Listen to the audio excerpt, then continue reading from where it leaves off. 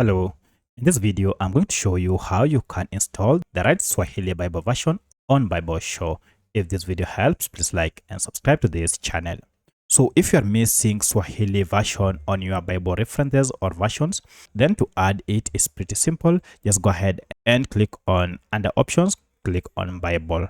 Here you'll see various Bible versions that are available, and among them are the ones that you have already installed.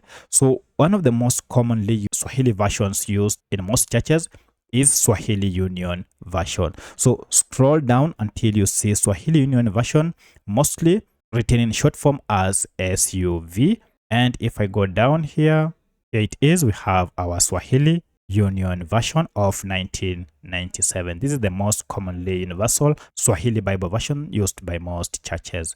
Now to get this, go ahead and tap on install, and this will go ahead and begin installing this Swahili Bible version on your BibleShow. And here we go, the version has been installed. Here we have it.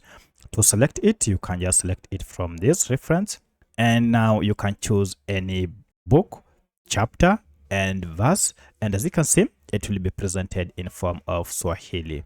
So that's how you can install the universally used Swahili Union version on BibleShow. If you have any other question, kindly let me know in the comment section. Otherwise, thanks for watching, and let's meet in the next video.